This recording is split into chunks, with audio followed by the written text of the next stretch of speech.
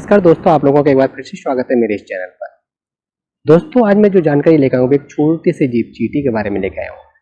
दोस्तों, चींटी एक ऐसा जीव है जिसके बारे में हमने बचपन के दौरान कई किस्से और कहानियां सुनी है, परंतु आज मैं आप लोगों के लिए कुछ ऐसे तथ्य लेकर आया हूँ जो शायद आपको किसी किस्से या कहानी में सुनने को नहीं मिलेगा। दोस्तों, चींटी एक सामाजिक कीट है जिसकी कुल 12,000 से अधिक जातियों का वर्गीकरण किया जा चुका है और अनुमान है कि लगभग इसकी 10,000 और प्रजातियां हैं। चींटी दुनिया की सबसे छोटी प्रजातियों में से एक है। ऊंचाइयों से गिरकर फिर से चढ़ना चींटियों की एक आदत है। इंसान और चींटी ही ऐसी प्रजातियां हैं जो भोजन इकट्ठा करके रखते हैं। चींटियों के कान नहीं होते, वे जमीन के कंपन से महसूस करती हैं। चींटियां हमेशा एक लाइन में चलती हैं, ऐसा इसलिए क्योंकि सब चींटियां एक तरल पदार्थ छोड़ती जाती हैं, जिससे पीछे वाली चींटी उसके पीछे चलती रहती है। चींटी को संसार का सबसे छोटा प्राणी माना जाता है, लेकिन इनकी अपनी कुछ विशेषताएं भी हैं। इनका अपना संचार अपने आप में कम विचित्र नहीं है। शायद आपको यह जानकर आश्चर्य होगा कि संसार के देशों में 15,000 से भी अधिक किस्मों की अनोखी चींटियां पाई जाती हैं। रूस के साइबेरिया में आधा इंच लंबी उड़ने वाली नीले रंग की चींटी पाई जाती है। अक्सर मीठे मीठे फलों का रस चूसती रहती है। अमेरिका के उत्तरी रेगिस्तान में काले रंग की ऐसी जहरीली चींटी पाई जाती है जिनसे विष का निर्माण भी किया जाता है। दक्षिणी अफ्रीका के जंगलों में फ्रेंसी जाति की लाखों चींटियां अपने समूह में रहती हैं।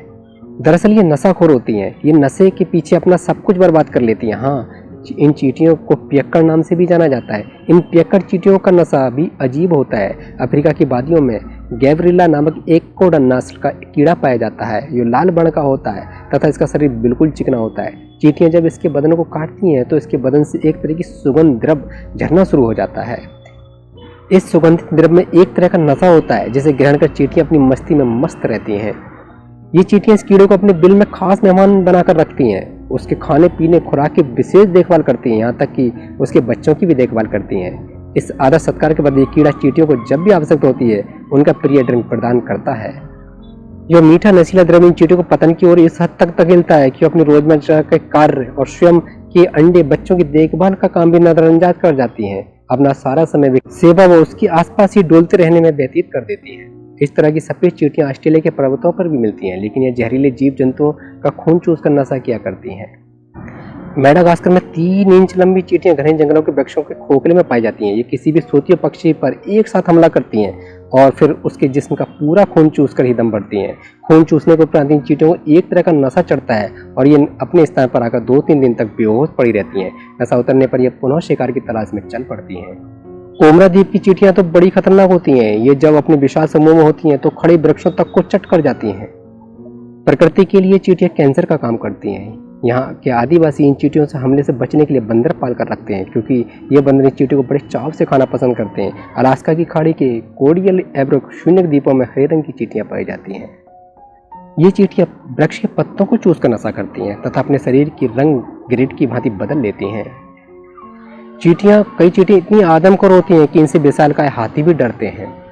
हम लोग अपने शरीर का भार के लगभग वजन उठाने में सक्षम है। आप लोगों को मैं बता दूं कि एक चींटी अपने वजन का 50 गुना ज्यादा भार यानी वजन उठा सकती है। जी हाँ, 50 गुना ज्यादा। अब आप लोगों ने चींटियों को गौर से देखा हो तो आपके मन में यह भी सवाल आया होगा कि आखिर यह चींटियां वास्तविक तौर से क्यों एक कतार बनाकर चलती हैं। तो मित्रों, इसका जवाब बहुत छोटा सा है, फेरोमोन्स। वैसे अधिक जानकारी के लिए मैं यहाँ बता दूं कि फेरोमोन्स पशुओं में पाया जाता है, जो कि एक तरह का आकर्षण करने वाला हार्मोन्स होता है। चींटियों को भी अपने एक समाज होती है और जहाँ मौलिक तौर पर हर एक चींटी अपनी एक स्वतंत्र किरदार होता है। वैसे चींटियों की समाज में 3 तरह की चींटी पाई जाती हैं। पहली रानी मादा चींटी, दूसरा कर्मी मादा चींटी और तीसरा नर चींटी। नर चींटी के साथ प्रजनन करने के बाद मादा रानी चींटी का जो सुम पंख होते हैं वो बड़े ही अजीब तरीके से गिर जाते हैं। एक बहुत ही बड़ी खासियत होती है, नर चींटी के पास एक दूसरी जगह तक जाने के लिए पंख होता है। वह इन पंखों के प्रजनन के हेतु एक जगह से दूसरी जगह तक जाने में इस्तेमाल करते हैं। दोस्तों, मैं आप लोगों के लिए चींटी के बारे में एक छोटी सी जानकारी लेके आया था। आप लोगों को कैसी लगी आप प्लीज़ मुझे कमेंट करके ज़रूर बताइएगा। थैंक यू, धन्यवाद।